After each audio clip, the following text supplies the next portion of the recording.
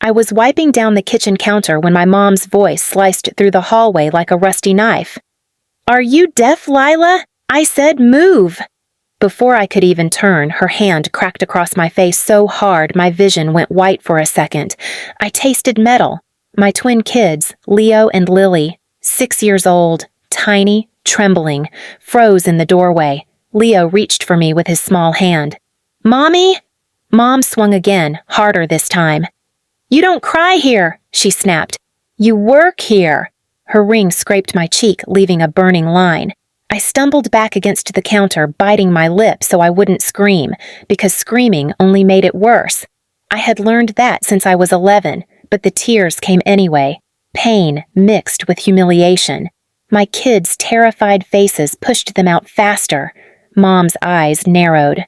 "Oh, look, she's leaking again." Please subscribe to our channel and tell you sin comments from where are you watching this video. "Grandma, stop!" Lily cried, grabbing her arm. Mom yanked her little hand off. "Move, girl. She needs to learn." And then, in front of my children, she raised her fist and slammed it down on my arm. Once, twice, a third time. Each hit harder than the last, turning my skin purple in seconds. I felt something pop near my elbow. I gasped. Leo screamed.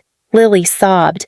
But Mom just stepped back, breathing fast, shaking her wrist like she'd hit a wall instead of her daughter. "Your tears," she hissed, pointing at the wet floor beneath me, "are the only cleaning you'll ever do." She said it like a punchline, like she was proud. I clutched my swollen arm, barely able to bend it. "Mom, please, the kids," she scoffed. "If you didn't want them to see this, you shouldn't have come back home after your pathetic husband left." "He didn't leave," I whispered. "He died." "And? What does that change?" She shrugged. "A useless man leaves you with useless kids." Leo cried harder. Mom clicked her tongue. "Make them stop. Their noise gives me a headache." Then she turned to my father, who stood by the fridge eating cold chicken like this was a movie. "Are you going to say anything?" I choked. Dad didn't look up. "Your mother's right. You're always dramatic. Broken arm, broken heart. Who knows with you?" "It's not broken," Mom barked. "She's just weak." I tried to straighten up, but the pain shot through my bones like electricity. I knelt on the floor, still holding my arm, and Mom looked down at me the way someone looks at garbage blocking their door. "Clean the floor. Your tears made a mess." I didn't move. Her voice dropped lower, colder. I said clean. When I didn't obey, she kicked the bucket of mop water toward me. It splashed across my legs, soaking my jeans, mixing with the drops from my face. "Pathetic girl," she muttered. Lily ran to me, hugging my waist. Leo followed, their tiny bodies shaking against mine. Mom rolled her eyes. "Get those pests away from her. They cling like lice." I couldn't speak. I couldn't breathe. My arm throbbed so violently I thought I would pass out. Dad finally sighed. "If you're going to cry, do it quietly." Mom stepped closer, lowered her face to mine, and whispered, "If you cry again, I'll give you something to really cry about." Then she walked away, humming as if she hadn't turned me into a trembling mess in front of my children. I stayed on the floor until the pain blurred into something numb. The room spun. My kids held me like I was the one who needed protecting. Leo whispered, "Mommy, we have to leave, please." But we had nowhere. No house, no savings, no family except the ones who treated us worse than strangers. As I sat there, dripping, broken, humiliated, something inside me shifted. A quiet snap, like a rope finally giving way. For the first time in my life, the fear felt different. It wasn't heavy, it was sharp. And beneath the pain, beneath the shame, something else was growing. Anger. Real anger. Not the kind you swallow, the kind you use. And I knew one thing. One clear thing, even while shaking on that cold kitchen tile. This would be the last time I ever let my kids see me on my knees. The next morning, my arm had swollen so badly I could barely move my fingers. Purple, black, angry red. It looked like something dying under my skin. I wrapped it in a dish towel because Mom refused to take me to a clinic. "You'll survive," she muttered while frying eggs for my sister Ava. "People like you usually do, cockroaches and disappointments." Ava, perfect, pampered, 30 and jobless, sat at the table scrolling her phone. She looked at me like I was interrupting her breakfast with my breathing. "Mom," she said, "tell her not to limp around the table. I can't eat when misery is walking near me."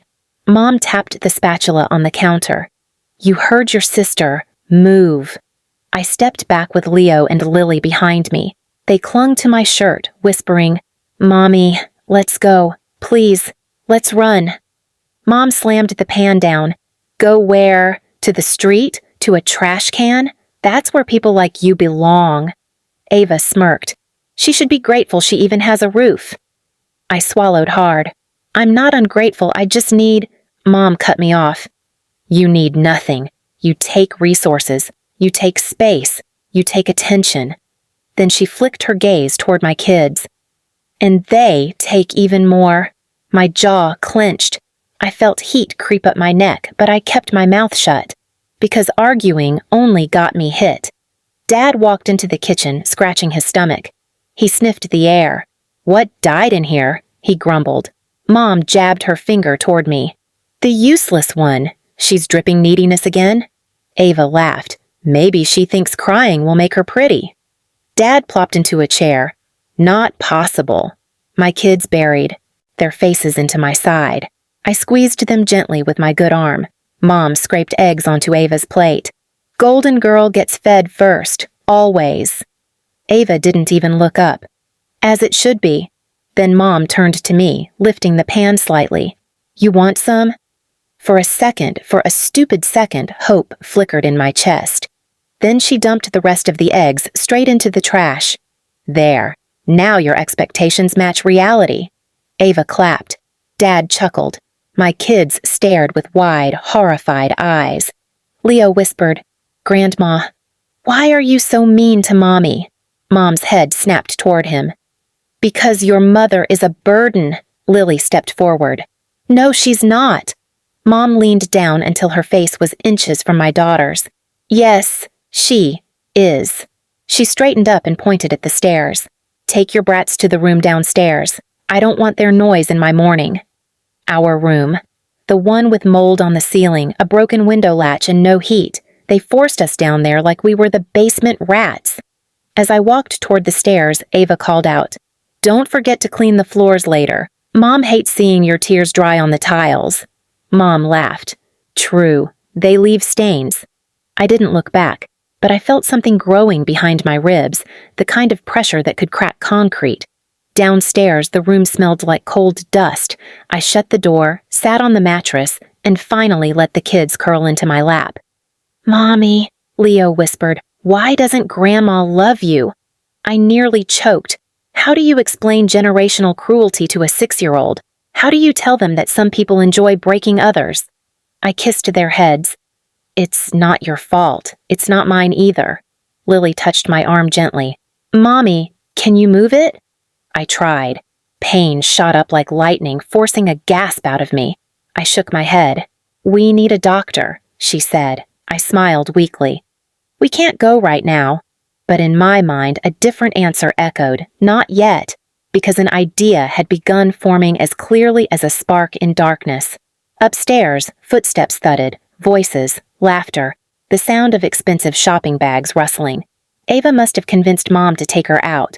"Mom, can we go to the mall? My favorite perfume is on sale." Mom, "Anything for you, baby." Dad, "Should I come?" Mom, "You?" "No, stay home and make sure she doesn't break anything."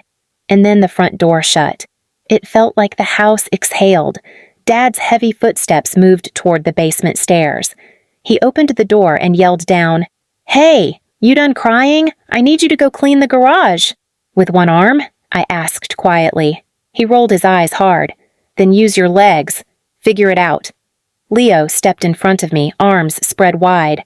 "Stop bullying my mom!" Dad blinked at him, surprised for a moment. Then his face twisted into that familiar disgust. "So the uselessness is hereditary," he muttered. Something inside me snapped so sharply I could almost hear it. I stood up, pain, trembling, but I stood. "Dad," I said, my voice steady, "I'm not cleaning anything today." He laughed, actually laughed. "You think you get to decide that?" "Yes," I said. "I do." He stepped down one stair. "Say that again." I met his eyes. "I do." His hands curled into fists. "Do you want me to drag you by your hair?" "I can." Leo grabbed my leg, shaking. Lily hid behind me, and in that moment, watching my children shield me from a man who treated me like trash, something crystallized in me. I wasn't staying another night. Not in this house, not with these people, not under their rules, their fists, their cruelty. Dad stepped onto the second stair. "Think you're brave now? Think you're somebody?" I stepped back, pulling my kids with me, and said clearly, "You'll never lay a hand on me or my kids again." He stopped, because the tone in my voice was different, unfamiliar, dangerous. He stared at me, eyes narrowing. "You planning something, girl?" I didn't answer. He smirked. "Good, I like watching your plans fail." But for the first time in years, he was wrong, because what I planned wasn't small, and it wasn't slow. It would be the kind of revenge they couldn't slap away, laugh at, or bury under insults. It would hit harder than every blow they ever gave me, and it would begin sooner than they imagined. Dad kept pacing outside the basement like a predator waiting for the chance to pounce. But I wasn't scared anymore. Fear had burned out of me last night. I packed quietly. Not clothes, not memories, documents, IDs, birth certificates, the little cash I'd saved from doing night janitor shifts. I shoved everything into a backpack and helped Leo and Lily put on their shoes. My arm throbbed like fire, but I moved through it. Pain was familiar. Survival wasn't. When Dad finally stomped downstairs again, expecting me frozen and obedient, he found the three of us standing, backpacks on, shoes on, ready. He blinked, confused. "Where do you think you're going?" "Out," I said, "and not coming back." He laughed, too loudly, too aggressively, like he needed the sound to replace the control he suddenly didn't have. "You can't leave," he barked. "This is my house. You follow my rules." "Your rules almost killed me," I said calmly. "And my kids." Leo stepped forward. "And you're mean." Dad glared at him. "Shut up, boy." I moved between them. "Touch him and you'll regret it." He sneered. "Oh? You gonna hit back with that dead arm?" I stared him down without blinking. "No, but someone else will." Right on cue, a knock thundered on the front door. Dad froze. I walked past him with my kids and opened it. Officer Ramirez, the one who patrolled our block and had seen my bruises before, stood there with a clipboard. He looked at my swollen arm, then at my kids, clinging to me. "I got your message," he said quietly. "Let's handle this." Dad stormed halfway up the stairs. "You called the police on your own family?" "No," I said. "I called for protection from my abusers." Ramirez stepped inside. "Sir, I need you to stay where you are." Dad spat. "This is ridiculous. She's lying." But the officer had already seen enough. He'd been suspicious for months. The neighbors had whispered concerns. Teachers had reported Lily's nightmares. And now my arm, the size of a melon and covered in deep purple, said everything. A second patrol car pulled up. Mom and Ava returned from their shopping trip just in time to see two officers walk into the house. Ava dropped her bags. "What's going on?" Mom snapped. "What did she do now?"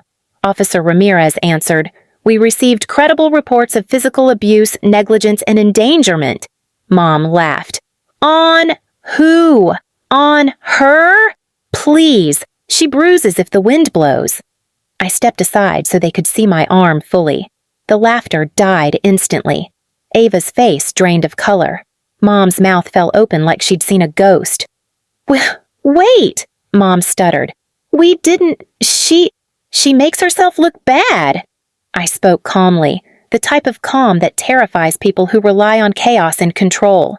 "You hit me in front of my children. You shoved me, mocked me, locked us downstairs, and last night you beat me until I couldn't lift my arm." Ava blurted, "That's exaggerating." Officer Ramirez cut her off. "Ma'am, step back." Mom tried to rush toward me, desperation breaking through her arrogance. "You can't take the kids. They're my grandkids." "Yes," I said, "and you traumatized them." Dad roared, "You're destroying this family." I held my children's hands. "No," I said, "I'm protecting mine." The officers guided us outside while Mom screamed my name and Dad kicked a chair across the living room. Ava cried, insisting she had nothing to do with it, though everyone knew she cheered them on every step of the way. Ramirez opened the back door of the car. "You're safe now," he said gently. I buckled Leo and Lily in, then slid beside them. As the door shut, I looked out the window. Mom was crying, real tears, not for me, but for the loss of control. Dad was shouting threats he could no longer back up. Ava was hugging herself, shaking, realizing that the world outside this house wouldn't worship her like her parents did. And for the first time ever, I felt warm. Not because someone gave it to me, but because I took it for myself. As we drove away, Leo whispered, "Mommy, are we really free?" I squeezed their hands. "Yes," I said, "and they're finally facing consequences." I glanced back once more. They weren't chasing us. They weren't calling us back. They weren't laughing anymore. They were left standing in the doorway of their own. Collapsing kingdom, the one they built out of cruelty, cracked by the truth and shattered by the one thing they never expected. Me walking away with the only two people who mattered. Please subscribe to our channel and tell Lucin comments from where are you watching this video.